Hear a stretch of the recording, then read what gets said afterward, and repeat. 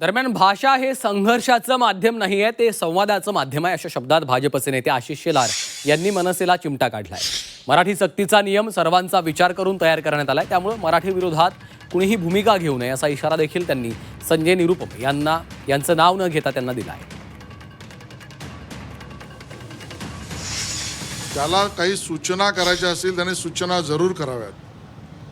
या नियमाला, या धोरणाला अंमलबजावणी करताना काही म्हणणं मांडायचं असेल तर जरूर मांडावं, पण व्यावहारिक मराठी भाषा बोलण्याच्या विरोधात कोणीही भूमिका घेईल असं मला वाटत नाही, किंबहुना घेऊ नये अशी आमची अपेक्षा आहे. भाषा संघर्षाचं माध्यमच नाही आहे, भाषा संवादाचा माध्यम आहे. कुठल्या पक्षाने काय भूमिका घ्यायची आहे त्यांचा प्रश्न आहे.